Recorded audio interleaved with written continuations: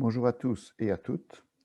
Je suis très heureux de vous accueillir sur ce format de webinaire, puisque malheureusement, la situation sanitaire ne nous a pas permis de vous accueillir en vrai au Cinéma Palace, donc à Bruxelles, le 10 décembre dernier.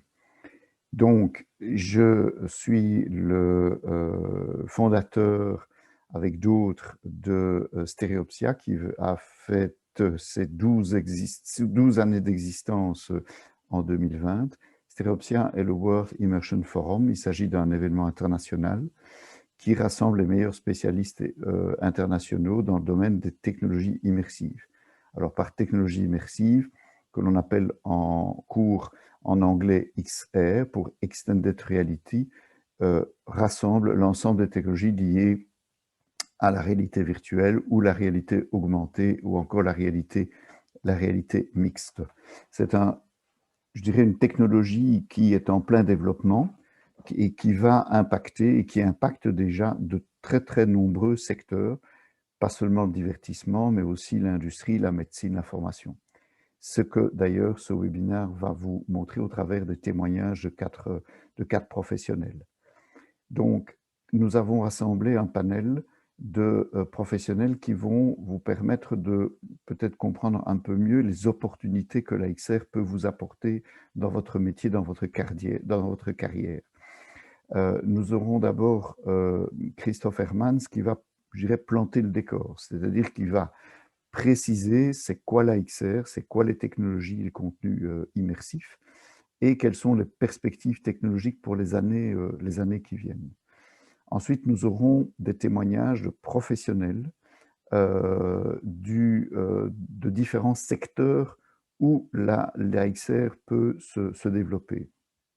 Le premier, François Klein, va vous parler, c'est un producteur français qui développe donc du contenu narratif immersif et il va vous expliquer quels sont tous les métiers, l'ensemble des métiers qui tournent autour de ce développement de contenu narratif. Nous aurons enfin aussi Stéphane Grade de la Haute École de la province de Liège qui va vous expliquer aussi comment la formation peut être assistée de ces technologies XR et quels sont les métiers qui permettent pour concourir à l'élaboration de contenus de formation, utilisant donc la XR. Enfin, Mathieu Labo, la société Presence à Bruxelles, va vous donner quelques ouvertures sur les types de métiers plus, je dirais, technologiques, ce que l'on appelle la deep tech. Donc, c'est vraiment la technologie qui se trouve derrière le back-office des produits immersifs. Voilà. Nous espérons que ces différents éclairages vont vous permettre d'avoir une meilleure vue pour le futur de votre carrière. Vous êtes en cours de formation et donc il y a des perspectives qui vont s'ouvrir pour vous dans les années à venir grâce à la XR et j'espère qu'avec ce webinaire d'environ 1 heure, nous aurons pu vous convaincre de l'intérêt et des opportunités de ce secteur. Merci et bon visionnage.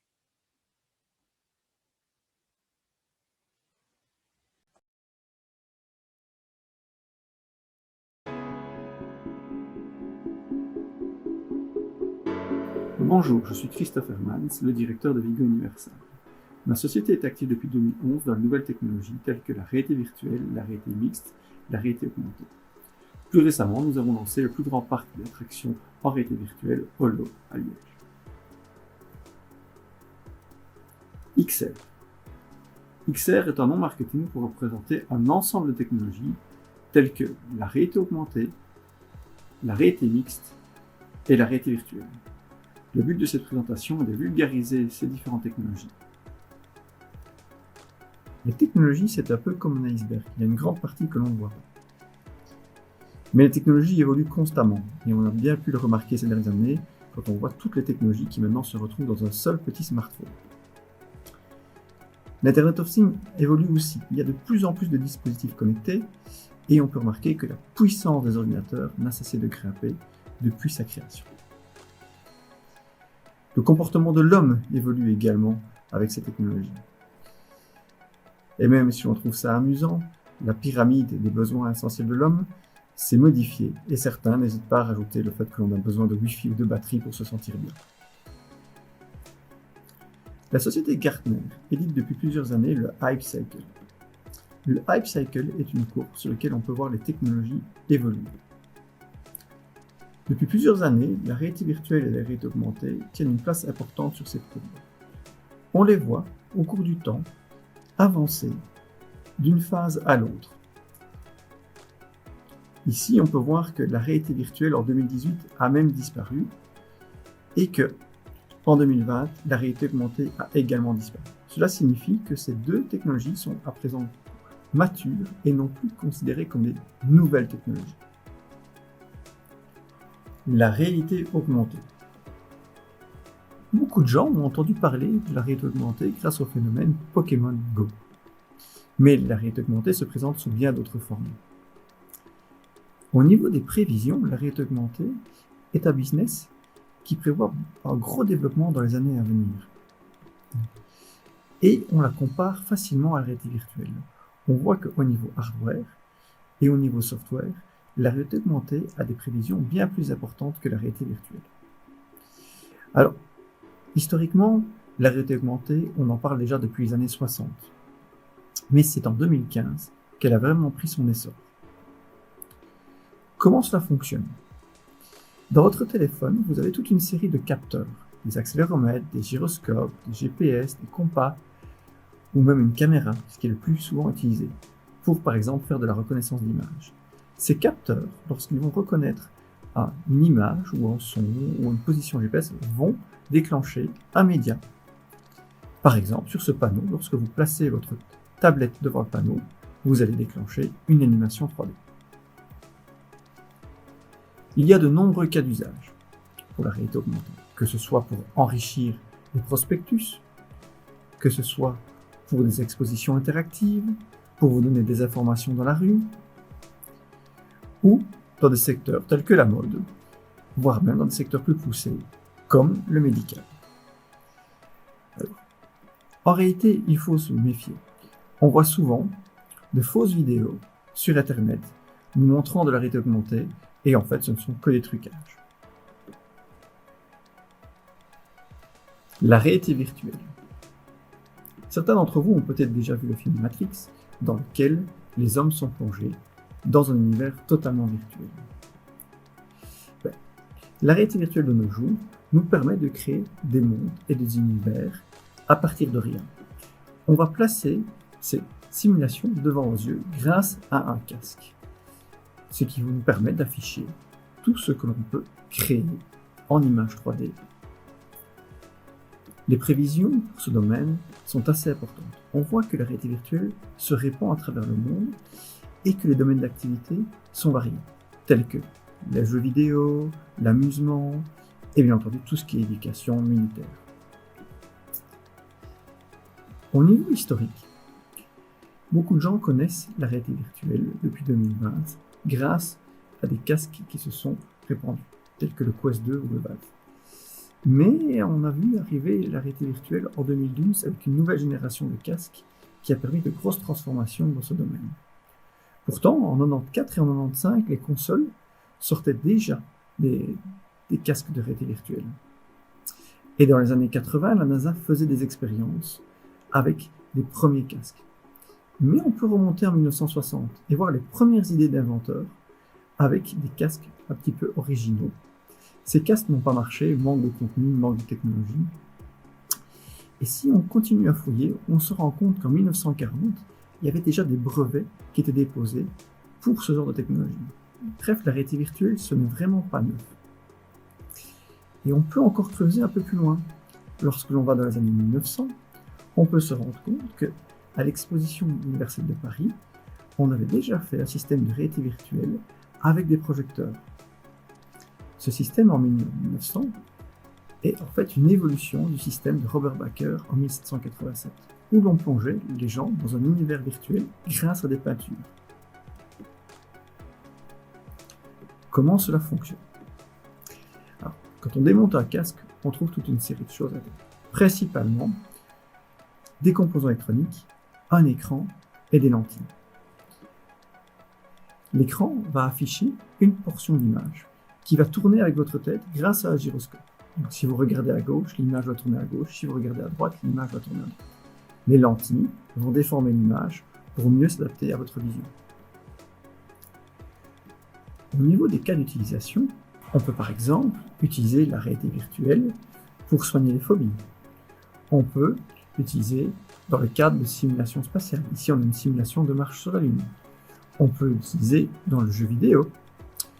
Plus récemment, on a vu des expériences pour pouvoir simuler, par exemple, la création de votre cuisine. Bien entendu, ça tient une part importante dans tout ce qui est apprentissage. Et plus récemment, on a vu ouvrir à travers le monde des centres de réalité virtuelle, de véritables parcs où vous avez des gens qui peuvent mettre des casques et se balader dans de très très grands univers pour pouvoir jouer, s'amuser. C'est une des grandes révolutions de la réalité virtuelle, car ces parcs sont en train de conquérir le monde et s'ouvrent un petit peu partout. En réalité, malheureusement, beaucoup de gens ont découvert la réalité virtuelle avec des cardboards, ces casques en carton qui offrent une très mauvaise qualité et une mauvaise image de la réalité virtuelle. D'autres l'ont découvert avec ce qu'on appelle le PlayStation VR, une expérience de moyenne qualité, mais qui donne quand même un très très bon avant-goût de ce que va devenir la réalité virtuelle. Cette année, Facebook a sorti le Quest 2. C'est une véritable révolution en termes de réalité virtuelle, car Facebook a décidé que la réalité virtuelle devait pouvoir rentrer dans chaque foyer à un prix tout à fait concurrentiel. La réalité mixte, c'est une combinaison des technologies de réalité virtuelle et de réalité augmentée. Grâce à un dispositif placé sur votre tête, on va pouvoir vous afficher des hologrammes en 3D avec lesquels vous allez pouvoir interagir. La différence fondamentale entre la réalité virtuelle et la réalité augmentée et la réalité mixte sont les suivantes. En réalité virtuelle, vous êtes totalement plongé dans un autre univers et coupé du monde réel. En réalité augmentée, les objets en 3 dimensions ou en 2 dimensions apparaissent par-dessus le monde réel, tandis qu'en réalité mixte, ils sont capables d'interagir avec le monde réel.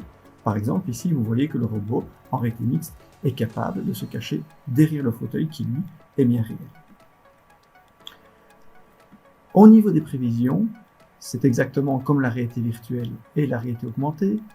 On voit qu'il y a une forte croissance prévue dans les prochaines années avec énormément de dépenses dans les différents secteurs et beaucoup de création au niveau du hardware. Comment cela fonctionne? Un casque de réalité mixte est composé comme un casque de réalité virtuelle de toute une série de capteurs. Une des principales différences est que vous avez une visière transparente qui vous permet de voir le monde réel. À cela, on ajoute toute une série de sensors qui vont pouvoir numériser le monde autour de vous. Par exemple, ici on peut voir la technique de spatial mapping. Les caméras 3D présentes sur le casque vont numériser l'univers autour de vous. Ils vont donc recréer une image virtuelle, informatique, du monde qui nous entoure. Grâce à cette image virtuelle, le casque va être capable de placer les objets en 3D dans le monde réel. Ici, vous avez par exemple cette personne qui travaille sur une moto. La moto est bien réelle, mais elle va dessiner en hologramme les différentes pièces qu'elle souhaite ajouter à la moto. Le principe d'un hologramme, c'est qu'on est capable de tourner autour et de bouger. C'est une grande différence par rapport à la réalité augmentée. Les cas d'usage peuvent être divers. On peut par exemple avoir du support, une aide à distance. Donc la personne à distance voit ce que vous êtes en train de regarder, affiche des schémas en 3D et vous pouvez la voir en vidéoconférence tout en travaillant. L'armée utilise ce genre de casque actuellement pour pouvoir faire des simulations ou pour pouvoir afficher des informations supplémentaires pour les soldats. On peut manipuler des objets en 3D à plusieurs personnes. On peut aussi créer des interfaces supplémentaires pour commander des machines. Ou dans le médical, on peut imaginer des applications qui vous permettent de voir comment est composé le corps d'un être humain et y interagir avec pour apprendre les différentes parties. Bien entendu, le jeu vidéo aussi tient une part importante. On peut voir ici un jeu qui va à la fois être virtuel et qui va utiliser votre environnement. Donc la table est réelle, mais la petite maison déposée sur la table est virtuelle. Actuellement, la réalité mixte est principalement utilisée chez les professionnels. Mais comme la réalité virtuelle, il est fort probable que dans les années à venir, on voit ce genre de dispositif arriver chez monsieur et madame tout le monde. Que nous réserve le futur? On voit d'autres sociétés créer des casques qui permettent par exemple de lire dans les pensées ou de capter les ondes du cerveau. Certaines sociétés de réalité virtuelle ont déjà décidé d'intégrer ces technologies dans la nouvelle génération de casques VR. Plus récemment, Facebook a décidé de sortir une nouvelle gamme de lunettes de réalité augmentée. Cette fois-ci, ils se sont basés sur le design et ont décidé d'avoir une paire de lunettes que tout le monde pouvait porter dans la vie de tous les jours. J'espère que cette petite introduction aux différentes technologies vous aura plu. Merci pour votre attention.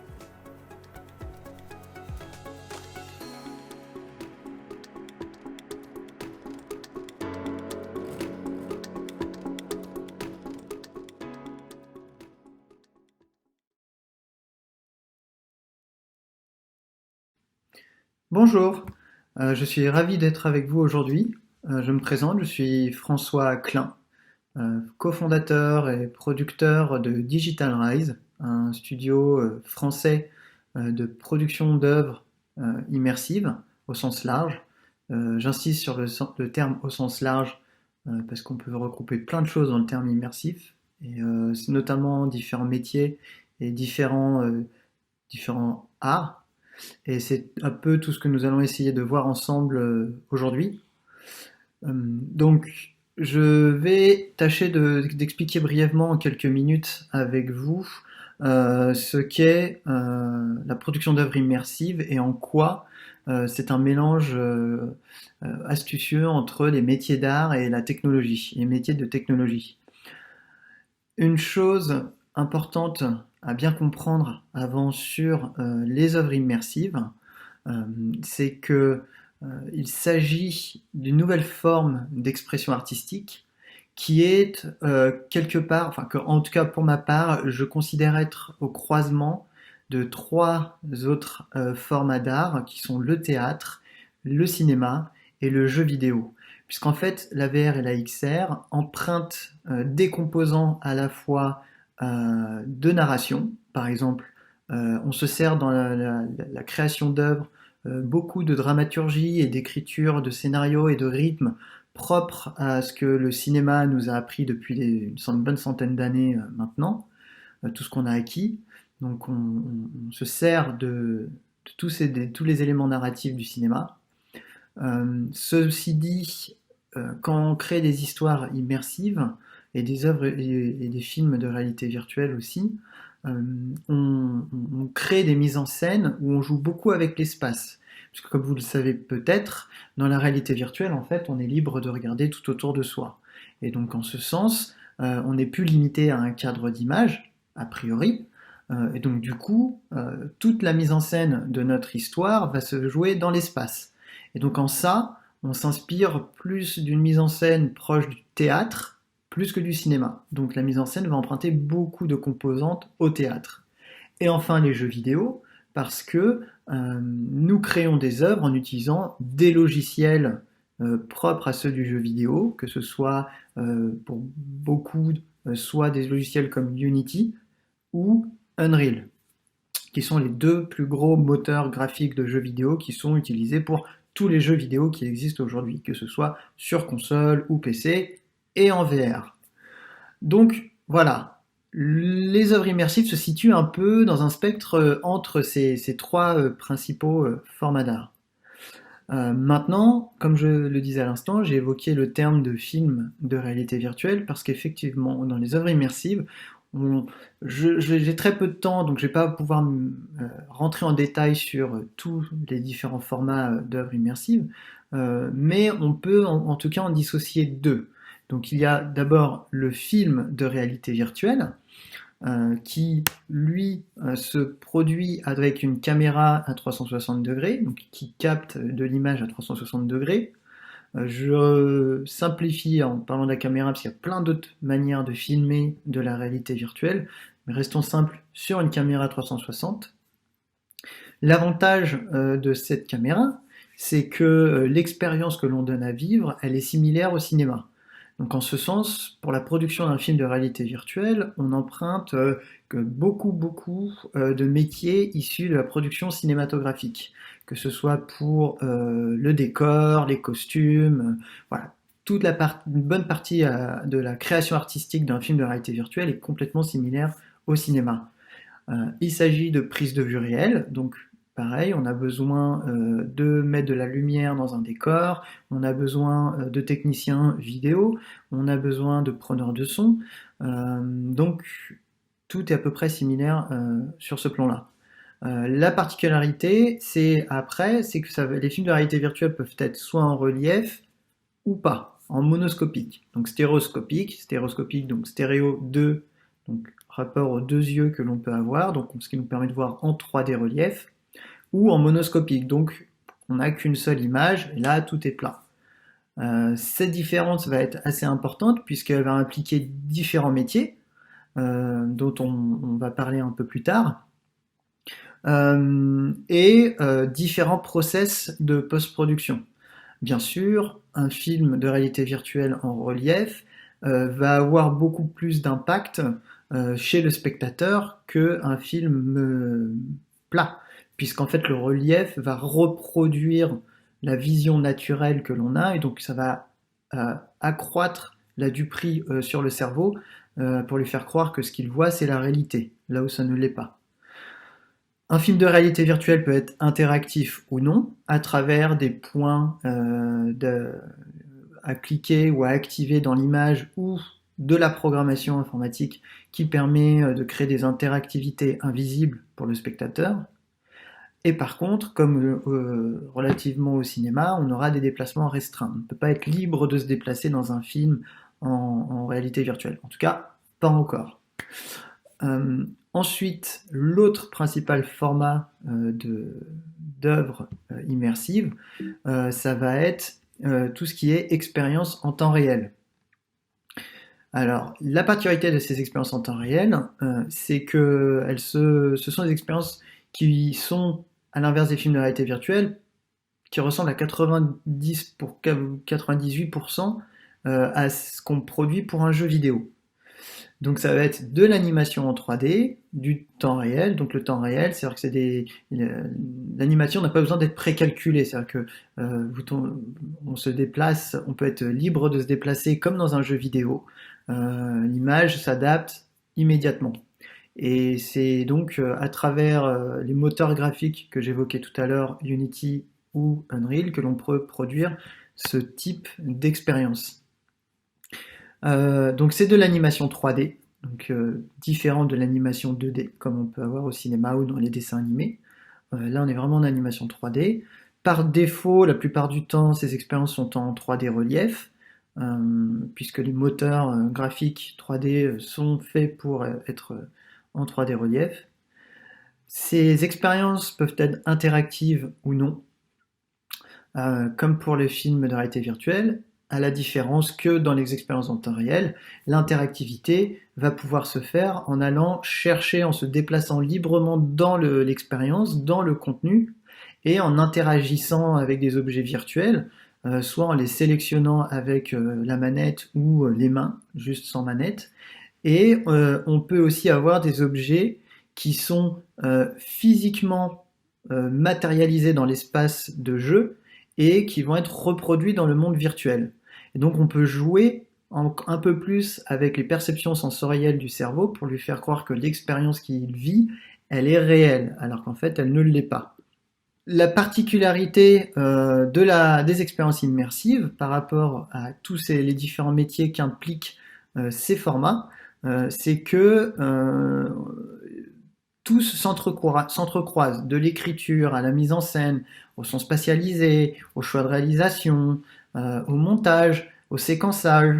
Il n'y a pas vraiment, enfin en tout cas moi, ça fait depuis 2015, donc 5 ans maintenant que je travaille dans la réalité virtuelle.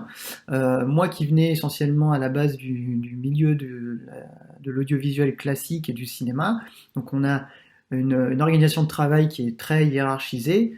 Chaque étape vient l'une après les autres, Ici, avec la réalité virtuelle, tous les différents métiers vont intervenir un peu tout au long de la création de l'œuvre. Donc, c'est une autre façon de procéder le travail et une autre façon de concevoir une œuvre. Et donc, c'est vraiment un travail de collaboration, plus que de direction et de supervision directe. Parmi tous ces métiers, faisons un petit focus sur un certain nombre d'entre eux. D'abord, les métiers artistiques. Donc, dans les œuvres de réalité virtuelle, on va avoir une présence beaucoup plus marquée d'un directeur artistique. Alors, quelle est la différence entre un directeur artistique et un réalisateur? Donc, le réalisateur, lui, il va amener une vue d'ensemble de l'œuvre et il va s'occuper de la mise en scène, de la bonne direction, de la bonne réalisation, que toute l'histoire se déroule comme le réalisateur l'a vu et l'a pensé dans sa tête. Et le directeur artistique, lui, va être en charge de donner forme matérielle, de superviser, de faire en sorte que la vision du réalisateur se matérialise artistiquement comme il le faut. Donc il va avoir une implication à la fois sur tous les aspects visuels, sonores, matériels, le décor, tout ça. C'est lui qui va faire en sorte qu'il y ait une vraie cohérence artistique sur l'œuvre. Ensuite, nous allons avoir dans les métiers artistiques le designer d'expérience. Alors, le designer d'expérience, ou on le voit souvent sous l'acronyme UX designer, pour User Experience Designer, lui, il va être en charge de créer la cohérence des interactions que l'utilisateur va être amené à faire avec l'histoire. Et donc ça, c'est un travail qui se fait en corrélation avec le réalisateur sur la base du scénario. Et donc lui va envisager l'espace de créatif et de la narration vraiment dans tout son volume. On peut être amené aussi à faire appel à des game designers. Donc les game designers, eux, donc c'est vraiment des métiers plus issus du jeu vidéo, mais qui vont être amenés à chapitrer quelque part et designer les espaces de jeu, les espaces virtuels, comme un jeu vidéo en fait, et faire en sorte que l'utilisateur qui va vivre l'expérience ne soit pas perdu, qu'il sache assez rapidement et assez simplement, et je dirais l'enjeu le plus fort, c'est assez naturellement, que ça paraisse assez évident, que l'utilisateur sache ce qu'il a à faire et ce qui est attendu de sa part. Et enfin, le superviseur VR. Donc le superviseur VR, lui, il va intervenir que ce soit pour un film de réalité virtuelle ou une expérience en temps réel. Le superviseur VR va être en charge de la bonne cohérence immersive de l'œuvre. Donc souvent c'est quelqu'un qui maîtrise parfaitement le relief, la 3D relief, et qui a aussi des notions un peu d'optométrie par rapport à ce que les objets ne paraissent pas démesurés, je disais d'optométrie, mais d'optique. Il va avoir des notions d'optique pour faire en sorte que les techniques, la façon dont on perçoit l'œuvre dans un casque de réalité virtuelle soit réaliste par rapport à ce que le cerveau et les yeux voient naturellement pour que ce soit beaucoup plus crédible. Et le superviseur VR va connaître aussi les caméras pour les films VR et va intervenir sur la modélisation, le placement dans l'espace virtuel pour une expérience temps réel. Voilà, il va suivre la production de bout en bout. Petit focus maintenant sur les métiers technologiques. Alors, nous avons principalement, j'en ai retenu 4 en tout cas. Avant tout, l'ingénieur rig et mécanique. Alors ça, c'est un métier qui va être plutôt propre au film de réalité virtuelle. Donc un rig, ce qu'on appelle les rigs, c'est, par exemple, vous pouvez tourner avec une caméra 360 built-in, donc tout en un, que vous achetez dans le commerce ou que vous louez. Mais il y a aussi, selon les types de prise de vue que vous voulez faire, on peut être amené à fabriquer un support spécifique pour mettre des caméras de prise de vue traditionnelles dans une disposition qui feront que vous pourrez tourner après, recoller les images entre elles et avoir un film 360. et mécanique parce que, par exemple, pour des travelling, si vous voulez faire des plans en mouvement ou des plans de grue, parfois ça nécessite un peu d'ingénierie technique. On peut pas toujours utiliser le matériel déjà existant, des chariots roulants. Enfin, il faut trouver des astuces et des solutions adaptées à la prise de vue en 360. Donc ça, c'est un métier qui implique une connaissance technique du cinéma et être doué de ses mains, quoi, être un peu bricoleur aussi. Euh, Ensuite, un autre métier technologique qui va être important, ça va être le métier d'électrotechnicien. Pourquoi électrotechnicien? Par exemple, si vous êtes dans une expérience en free roaming, donc en temps réel, et que vous devez interagir avec des objets virtuels, mais qui sont aussi présents physiquement, je vais prendre un cas très concret. En 2017, donc j'ai eu l'occasion de travailler sur une production qui est autour du monde d'Alice au pays des merveilles. Et donc l'utilisateur arrivait dans un espace et à un moment il avait une boîte virtuelle devant lui, une boîte en bois dans le monde virtuel. Et donc cette boîte en bois, elle était matérialisée aussi dans le monde réel. Et donc dans le scénario, le spectateur devait ouvrir cette boîte en bois. Et donc on avait mis des mécaniques électriques, enfin électrotechniques, qui faisaient en sorte que le mécanisme physique de la boîte en bois dans le monde réel influait sur l'animation dans le monde réel, pour que ce soit synchronisé, pour que le mouvement entre le mouvement réel et le mouvement virtuel soit synchronisé. Donc ça nécessite un travail d'électrotechnicien, de jouer avec des cartes graphiques, des composants électromécaniques et ce genre de choses. Et donc plus vous voulez aller loin dans des expériences immersives en temps réel, en ajoutant des objets interactifs, plus ce métier technologique et technique va être important.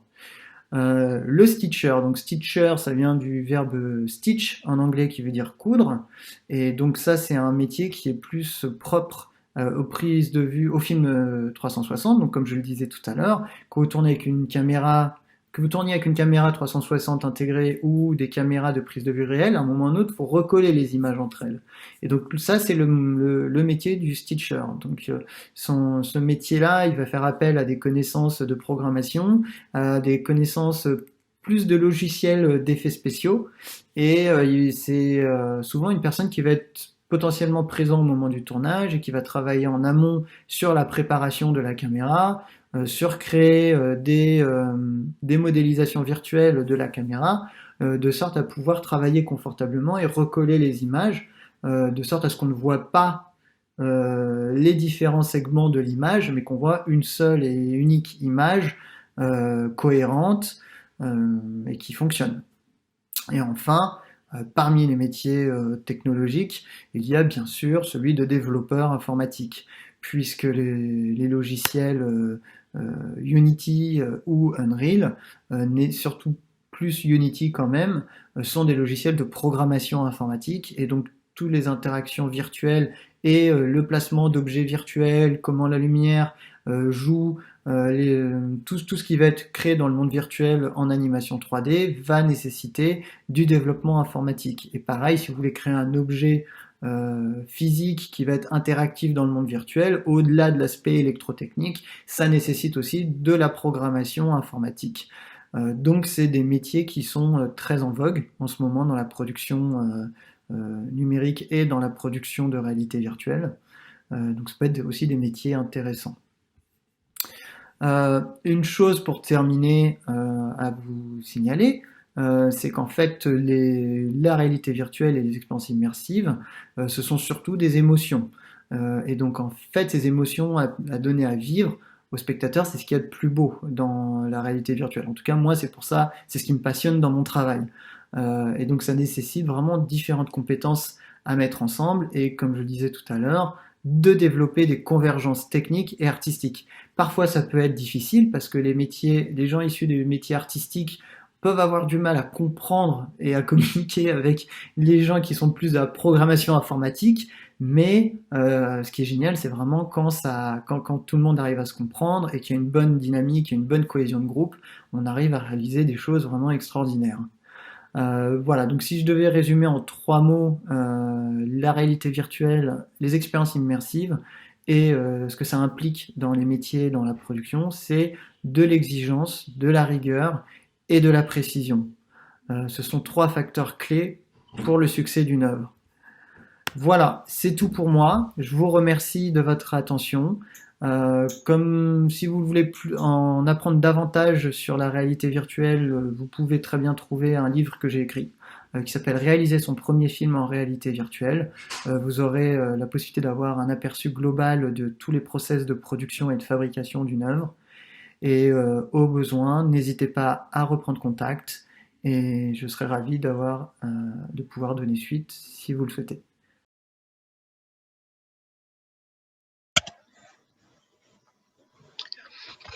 Alors, bonjour à tous. Voilà, je me présente Stéphane Grud. Je vais aujourd'hui vous parler de réalité virtuelle et de mon travail, donc, qui consiste à créer des outils de formation pour les acteurs de l'aide médicale urgente. Et donc, je vais vous en parler un petit peu plus dans cette présentation de 15 à 20 minutes. Voilà. Alors, donc, je l'ai dit, je m'appelle Stéphane Grud.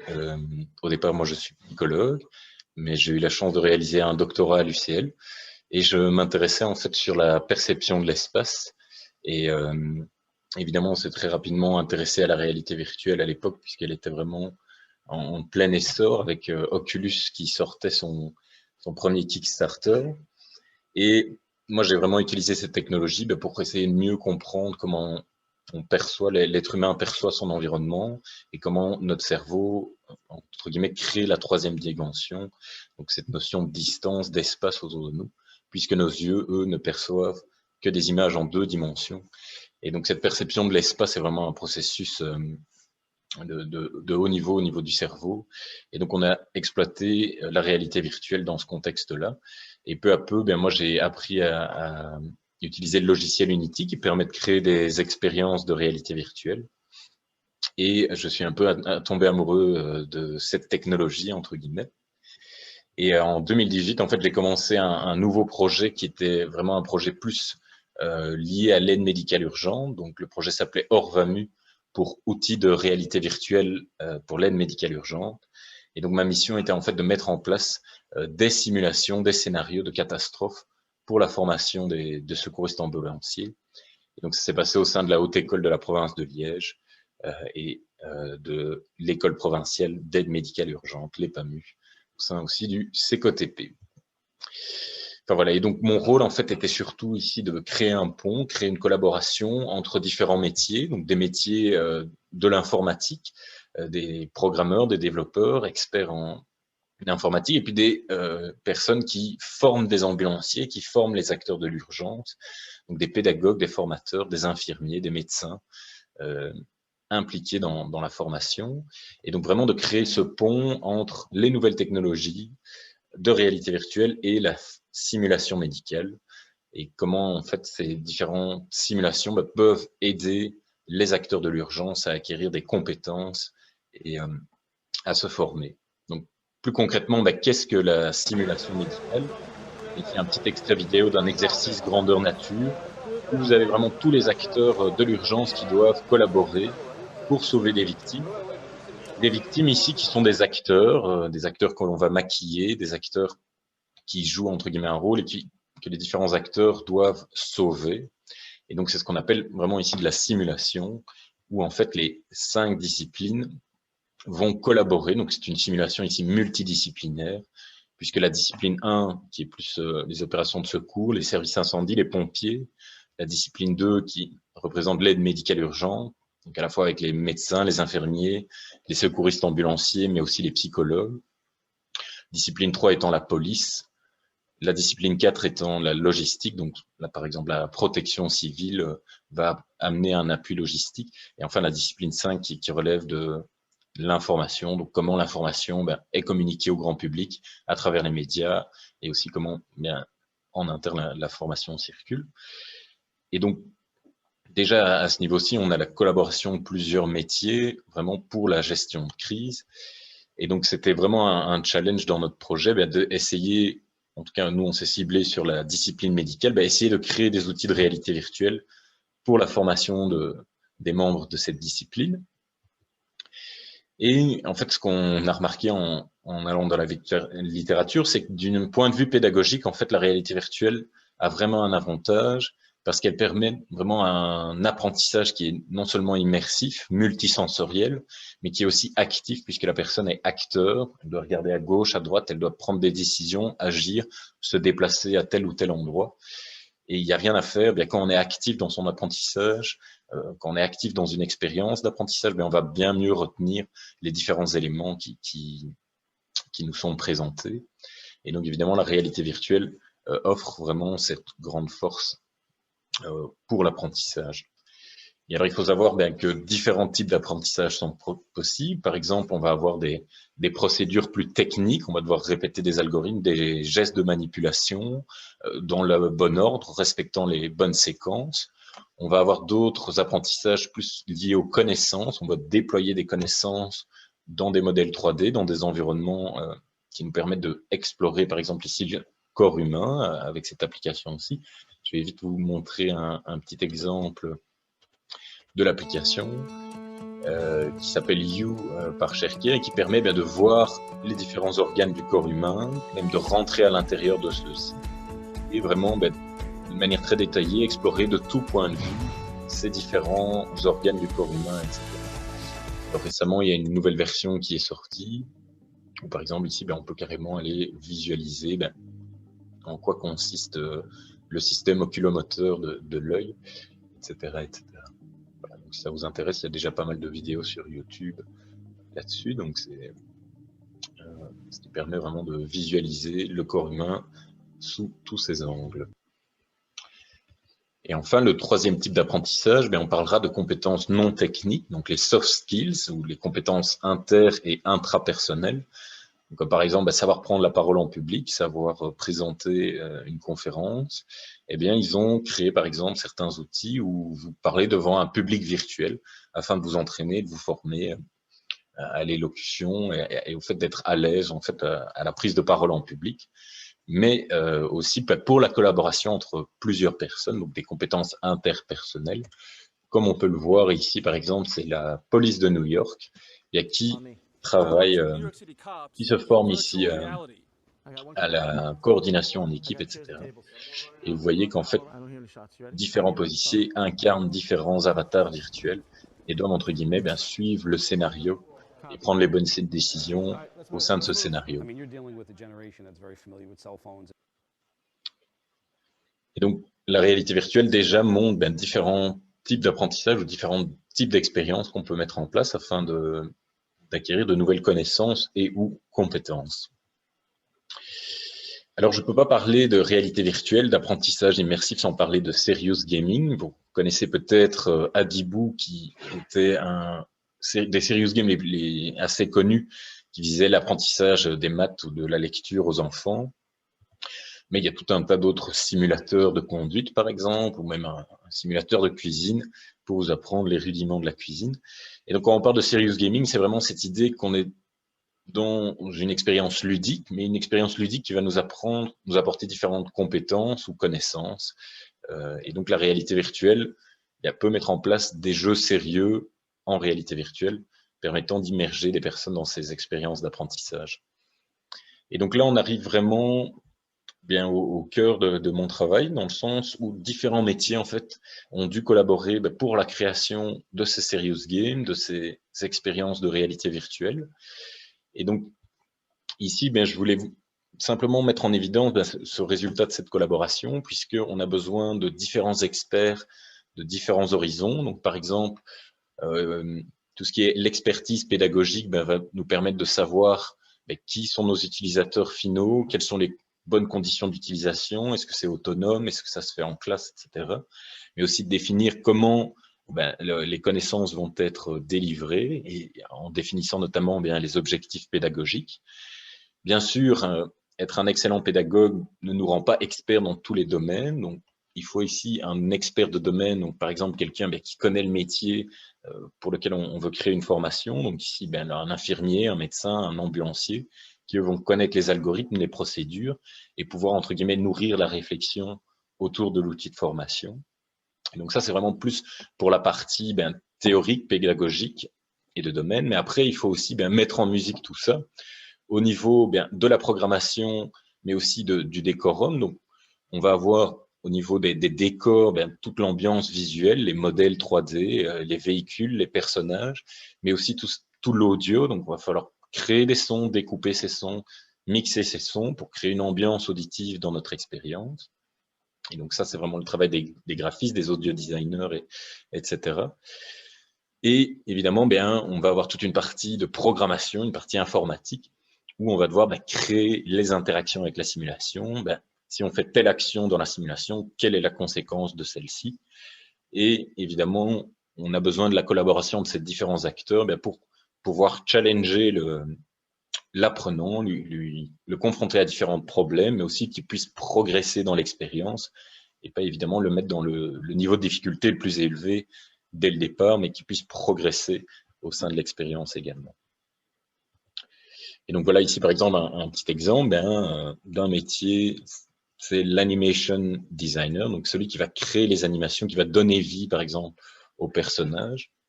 Ici vous avez un autre exemple, ça c'est différentes lignes de code en C# qui permettent du coup de programmer les différents comportements, les différentes interactions. Et en tout cas pour nous, l'essentiel du travail aboutit au sein du logiciel Unity, où on va mettre en place nos différents environnements, véhicules, avatars, mais aussi les différents scripts et le code qui va du coup animer et faire vivre tout ça. Donc du coup, pour notre projet Orvamu, on a au départ essayé de mettre le plus possible sur papier au niveau des scénarios, d'un point de vue pédagogique et au niveau du contenu. Et on a voulu vraiment travailler différentes compétences avec les apprenants. Donc il y avait notamment le tri des victimes dans le cadre d'une urgence. Malheureusement, un tri doit se faire parce qu'il ne faut pas perdre du temps ou des ressources qui, entre guillemets, ne sont pas indispensables pour la personne et concentrer vraiment les efforts sur toutes les personnes qui ont besoin de soins immédiats. Et donc, en fonction de ça, on va prendre différents paramètres et faire différentes décisions. Évidemment, il faut aussi pouvoir sélectionner les bons gestes de premiers soins. Donc, par exemple, dans quel cas est-ce qu'on va choisir de poser un garrot? Dans quel cas est-ce qu'il faut plus un pansement occlusif au niveau de la poitrine, etc., etc. Il faut évidemment aussi pouvoir naviguer dans l'environnement de manière adéquate. Il ne faut pas s'exposer au danger, évidemment. Et enfin, il y a cette collaboration, comme je l'ai dit, entre les différentes disciplines, entre les pompiers, la police, le corps médical. Et pour l'instant, on travaille vraiment aussi à différentes fonctionnalités multi-utilisateurs, voire multidisciplinaires, pour pouvoir mettre du coup plusieurs personnes en même temps dans l'expérience Orvamu. Et notamment, on a aussi défini, ici vous avez le directeur des services incendie qui est responsable de la discipline 1, donc de la discipline pompier, ici le DIRMED qui est évidemment directeur de la discipline médicale. Alors au-delà de ça, il a fallu aussi malheureusement créer des victimes virtuelles blessées en essayant d'avoir chaque fois le plus de réalisme au niveau des blessures, puisque c'est vraiment ça le cœur de l'outil, c'est de pouvoir sauver un maximum de ces victimes virtuelles. Et donc on a utilisé différents logiciels de modélisation humanoïde, et après on va aussi apposer les plaies sur les textures. Donc ça c'est une texture donc ça représente la peau d'une victime sur laquelle on pouvait par exemple rajouter des blessures. Alors d'un point de vue plus programmation, il a fallu aussi assigner à chacune de ces victimes virtuelles différents paramètres, différentes données. Par exemple, la première victime ne sait pas marcher, elle a une fréquence respiratoire de 20, elle est consciente, et voici une description de sa plaie, tout comme le tri adéquat à faire sur cette victime-ci. Et on a pour l'instant développé plusieurs environnements pour divers scénarios. On a un scénario plus lié à une explosion et un incendie, alors qu'on a d'autres scénarios qui mettent en place une attaque à main armée. Donc on peut aussi varier sur le type d'incident auquel on confronte nos apprenants.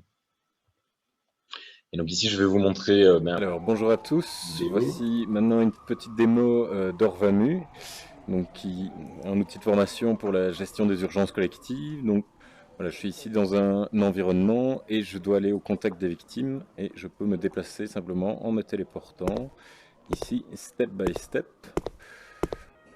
et aller près des victimes. Et donc là, on voit une première victime, je peux la viser et j'arrive sur un petit menu qui me permet de prendre différents paramètres comme la respiration ou le pouls. Je peux également utiliser mon Est-ce que viseur. vous m'entendez? Est-ce que vous pouvez marcher? Et donc là, on voit que la victime respire trop vite et qu'elle doit donc être triée en rouge. Donc on peut changer les couleurs en cours de route. Et bien, elle a une plaie thoracique, donc éventuellement un pansement occlusif est indiqué. Et ensuite, je peux l'évacuer vers le PMA. Et ça ferme automatiquement le menu, et ainsi de suite. Je peux aller auprès d'une autre victime. Par exemple, ici, cette personne est inconsciente. Je peux vérifier. Est-ce que vous En m'entendez? effet, elle n'est pas consciente, et je peux la mettre en PLS, par exemple. Et vous voyez qu'elle change de position. Et donc, tout à l'heure, j'ai demandé à ce que cette victime soit envoyée au PMA. Et donc, j'ai 2 collègues ambulanciers qui viennent chercher la victime. Et ainsi, on peut créer vraiment un effet de vague et évacuer le plus rapidement possible toutes les victimes. Donc, voilà. Voilà, et donc vous avez vu ici qu'en fait, c'était un enregistrement qui provient de l'expérience à l'intérieur du casque immersif de réalité virtuelle. Et, et donc, je sais que ça bougeait beaucoup, mais ça représente vraiment cette idée qu'on peut regarder de gauche à droite et du coup explorer l'environnement comme si on était présent à l'intérieur de celui-ci. Et au fur et à mesure des développements, on s'est rendu compte qu'on pouvait avoir un fort potentiel, que ce soit pour la gestion des urgences collectives, mais aussi pour d'autres cibles pédagogiques, comme par exemple la prise en charge d'urgences respiratoires ou la formation au premier secours, puisque je pars du principe que être formé au premier secours est vraiment quelque chose d'extrêmement important, puisque ça peut arriver à n'importe qui d'être confronté à une situation où la connaissance de simples gestes peuvent sauver des vies. Et donc, dans cette idée, on a créé un autre outil qu'on a décliné pour former vraiment à comment est-ce qu'on met quelqu'un en position latérale de sécurité, donc en PLS, comment est-ce qu'un défibrillateur s'utilise, comment est-ce qu'on peut faire un massage cardiaque, etc. Et au-delà de ça, on avait commencé par créer des applications de réalité virtuelle, mais on s'est rendu compte aussi qu'adapter nos applications dans un format web, surtout suite à l'émergence du télétravail et du confinement, bien qu'on donnait la possibilité aussi à plus de personnes de pouvoir suivre une formation peut-être light par rapport à la version virtuelle, mais chacun de chez soi peut accéder à ces applications web. Et donc, au-delà de ça, au niveau des premiers secours, on essaye donc de créer vraiment ces outils de mise en situation afin que les formateurs aient davantage de contenu et de support pour leur formation, pour illustrer leur formation, puisque la simulation où quelqu'un va jouer le rôle d'une victime, quelqu'un va jouer le rôle de l'intervenant n'est plus possible puisque les contacts rapprochés ne sont plus possibles.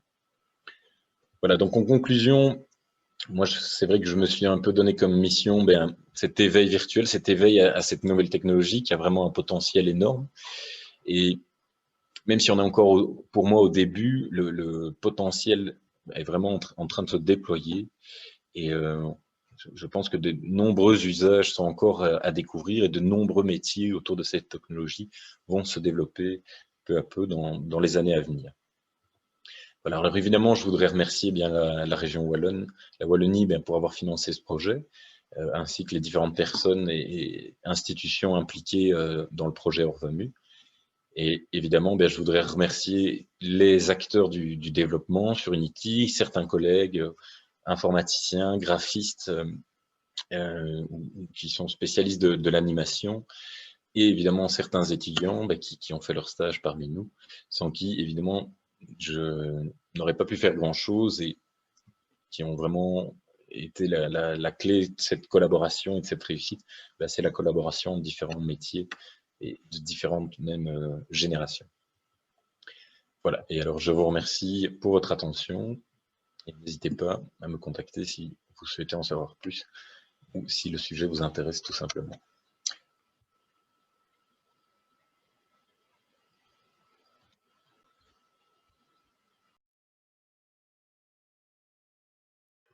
Bonjour à tous, je m'appelle Mathieu Laveau, je suis COO et cofondateur de Présence.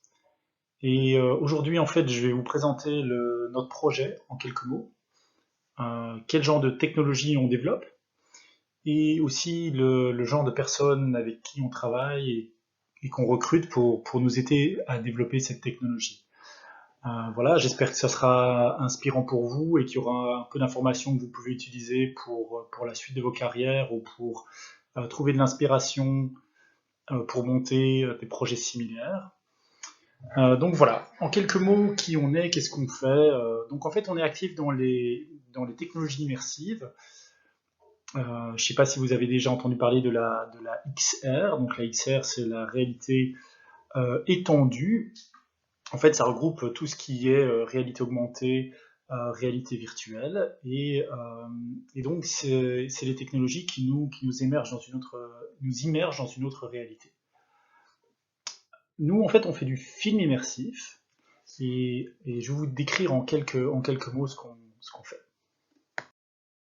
En fait, l'idée qu'on a eue depuis le début était de permettre au public, aux spectateurs, au lieu de regarder un film sur un écran, d'être téléporté à l'intérieur de ce film et donc d'être immergé au milieu de l'action avec les acteurs et dans l'univers en fait des films qu'ils adorent ou qu'ils ont envie de regarder. C'est une fascination évidemment qu'on avait et que moi j'ai toujours eu, et donc que les technologies hardware permettent de le faire, c'est-à-dire qu'ils commencent à avoir des casques assez légers, assez performants, avec un tracking qui est suffisamment solide et des performances aussi graphiques suffisamment bonnes, c'est une chose, mais il n'y avait pas en fait de format de film qui permettait de faire cela. En fait, l'idée c'est vraiment de pouvoir non seulement regarder tout autour de soi en 360, mais aussi de pouvoir se déplacer et se rapprocher des objets dans la réalité virtuelle, dans la réalité étendue. C'est possible de faire ça avec un jeu vidéo, mais c'est pas possible de faire ça en qualité film, et donc l'idée, nous, c'était de combler ce gap et d'arriver à une technologie qui permette de le faire au niveau du film. Mais plutôt que d'en parler pendant des heures, je vous propose de regarder une petite vidéo qui introduit notre technologie, notre projet, et ensuite on va parler plus en détail de notre équipe.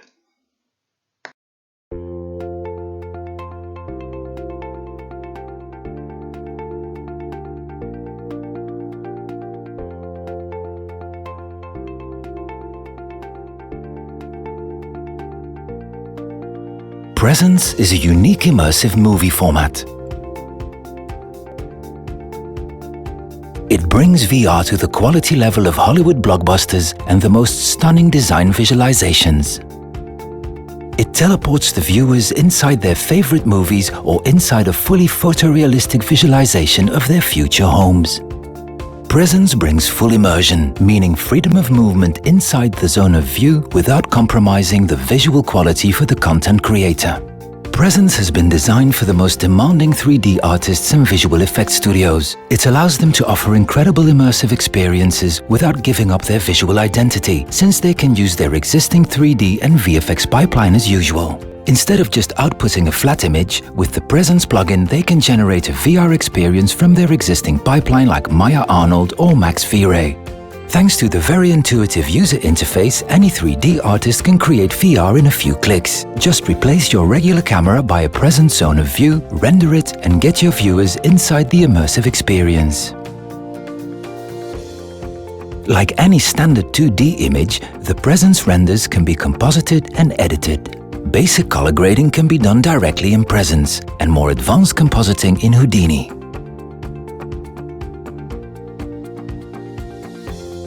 Presence can be mixed with real-time graphics to add interactions during playback. The recently released Presence plugin for Unity allows creators to mix Presence content with real-time 3D in any way they like. It offers many possibilities like multi-viewer support or custom interfaces. Imagine creating new experiences for the fans out of your most impressive 3D assets, or replacing expensive mock-ups or luxury model apartments by walkable photorealistic VR without any cyber sickness. Presence makes it possible now.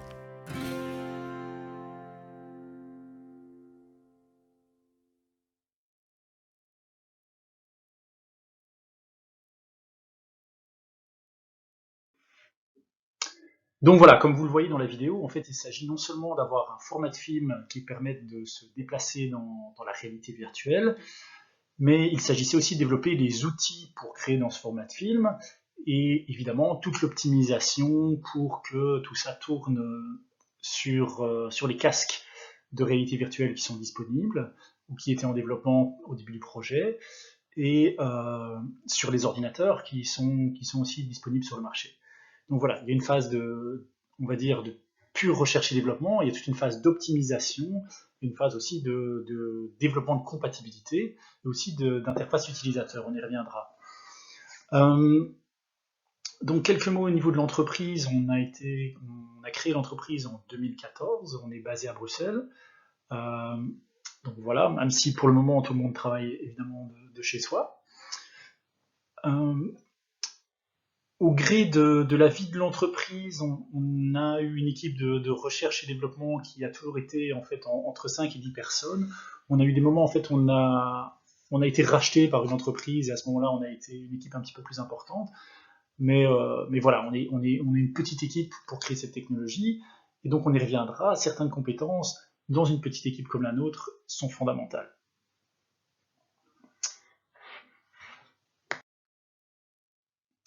Alors si on regarde un peu les profils des développeurs avec qui on travaille et qui sont même à l'origine du projet, eh bien on se rend compte qu'en fait il y a des profils assez divers, que s'il y a certes évidemment des ingénieurs, et on a même eu des docteurs en sciences informatiques au sein de notre entreprise, eh bien il y a aussi des profils un peu différents, avec notamment des infographistes qui se sont pas vraiment totalement réinventés, mais qui ont développé au fur et à mesure de leur carrière. Et on en a un notamment qui est un des fondateurs de l'entreprise, qui a développé des compétences techniques petit à petit, et qui s'est intéressé au software, au logiciel qu'il utilisait, a commencé à créer des plugins pour ces logiciels, et a donc à développer toute une série de compétences techniques, technologiques et de programmation, qui ont fait qu'il s'est réorienté et qu'il a été un des fondateurs de notre entreprise. Donc on voit qu'en fait il ne s'agit pas totalement simplement d'étudier des choses, mais que, j'y reviendrai plus tard, il y a un intérêt évidemment à continuer à se former sur le côté, à continuer à évoluer dans une carrière, et qu'on peut très bien passer de certaines compétences à d'autres et évoluer au sein de sa carrière. Et je pense que c'est très important, cette dimension-là.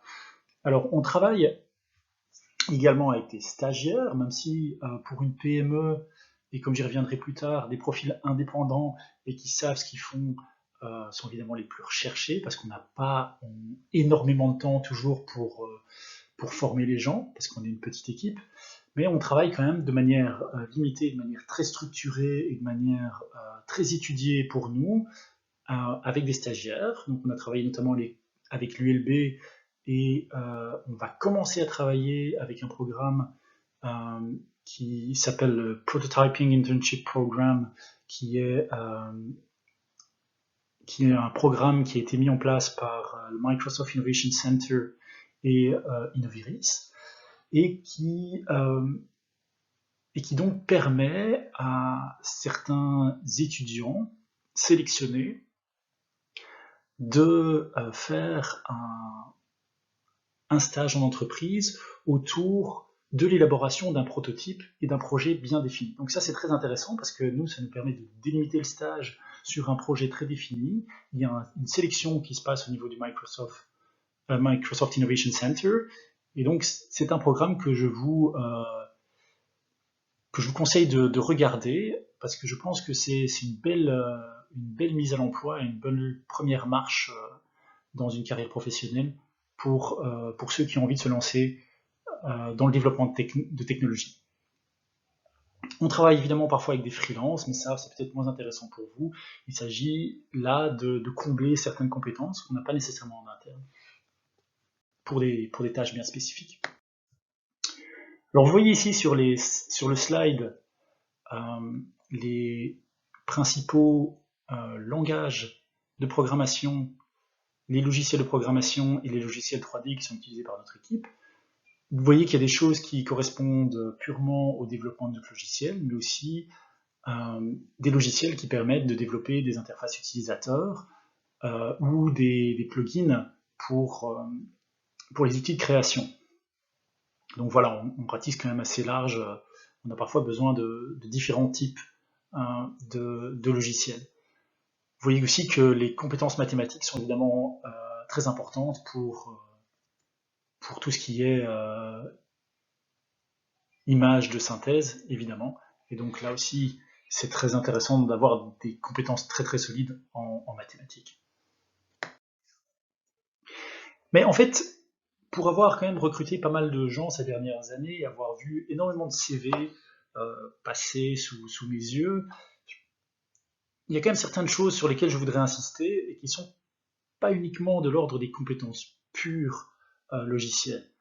En fait, évidemment, on est souvent à la recherche de compétences qui manquent à notre équipe au moment de recruter quelqu'un et ces compétences sont parfois liées à l'utilisation d'un logiciel, à l'expérience de l'utilisation de ce logiciel.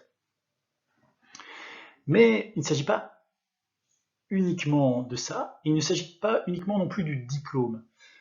C'est quelque chose aussi sur lequel je voudrais insister. C'est évidemment très intéressant d'avoir un diplôme d'ingénieur et d'avoir un diplôme d'une belle université, d'avoir fait de belles études, mais nous on a besoin en fait de gens qui savent livrer quelque chose et analyser quelque chose. Donc évidemment, votre niveau d'études, votre niveau de réussite dans vos études est un indicateur de ça, mais en général, pour un recruteur, cet indicateur n'est pas suffisant. Et il s'agit surtout, en fait, à un moment donné, pour nous, au moment de recruter, de pouvoir évaluer, en fait, quelle est votre capacité concrètement à développer un logiciel de votre côté, à créer un outil, à créer une interface et des choses comme ça. Et donc, il y a vraiment une très grande importance, c'est très important de développer des projets sur le côté, que vous développiez vos projets personnels, afin d'avoir une certaine visibilité. Et que, en tant que recruteur, on ait une visibilité aussi sur ce que vous êtes capable de faire. Et ça, je me permets d'insister là-dessus, parce que parfois, évidemment, on se retrouve avec des CV où on a très peu de manières d'évaluer les compétences de quelqu'un. On n'a pas toujours non plus le temps de dire à quelqu'un, bah, écoute, voilà, ou cette personne n'a pas le temps non plus, on lui dit, écoute, est-ce que tu pourrais me développer un petit truc comme ça en une semaine pour voir si tu es capable de le faire. Enfin, on a le temps, on n'a pas le temps des deux côtés pour faire ce genre de choses. Donc avoir ce portfolio de projets personnels est quelque chose de très important, même si vous êtes étudiant, le fait de développer une petite app soi-même, etc., d'avoir ces choses-là, et qui sont parfois aussi pas liées à votre emploi précédent. Parce qu'il y a des questions de confidentialité parfois sur votre emploi précédent, vous n'êtes pas toujours capable de montrer ce que vous faites. Donc ça fait partie en fait des compétences que j'ai notées ici, et qui sont de l'ordre de l'indépendance, de la curiosité, de la créativité et de la flexibilité. Tout ça, en fait, revient finalement à cette capacité à se développer soi-même, à cette curiosité continue, parce que le monde dans lequel on vit et les technologies que nous utilisons, elles évoluent en permanence. Et donc, il faut avoir en fait cette capacité à suivre les technologies, à tester, à aller mettre les mains dans le cambouis soi-même, à aller développer des petits trucs et à montrer en fait qu'on suit ce qui se passe. C'est vraiment ce genre de profil que nous on recherche. Évidemment, moi je peux parler uniquement pour nous-mêmes, je ne suis pas en train de vous parler de toutes les entreprises, mais nous on a aussi besoin de cette capacité d'autodéveloppement, parce qu'en fait elle est aussi requise au moment où vous allez en fait être confronté à un problème. Il va falloir aussi faire preuve de créativité et aussi parfois importer des idées que vous avez développées sur vos projets personnels. Voilà. Donc ça, je me permets d'insister là-dessus. parce que c'est vraiment ça qui a fait la différence chez nous et qui s'est concrétisé souvent en fait dans la réussite à long terme de développeurs chez nous. C'est vraiment cette capacité à développer des choses par soi-même, à être très curieux, à être au courant de ce qui se fait, à avoir à chaque fois qu'il y a un nouveau truc qui sort, d'aller voir ce que c'est, d'aller tester un petit peu, d'aller jouer un petit peu avec, voilà, créer, par exemple pour ceux qui font du jeu vidéo, créer son petit jeu soi-même, des petits jeux en permanence, essayer d'avoir, voilà, soi-même mettre les mains dans le cambouis. Donc ça, c'est vraiment un conseil que je peux donner à tous ceux qui veulent se lancer dans le secteur, et que ce soit aussi et c'est valable aussi pour tout ce qui est artiste 3D dans l'industrie du jeu vidéo et du film, où j'ai travaillé auparavant, où finalement la capacité à créer des projets personnels et à se développer sur le côté était finalement ce qui faisait souvent la différence pour recruter quelqu'un et pour s'assurer en fait que cette personne est tout à fait compétente. Voilà, en quelques minutes, notre projet et des petits conseils que j'avais à vous donner pour si vous avez envie de poursuivre une carrière dans ce domaine. Si vous avez des questions, n'hésitez pas, vous nous trouvez facilement en ligne, c'est presencevr.com et vous pouvez me contacter via le site internet. Voilà, merci à tous. Ciao, ciao.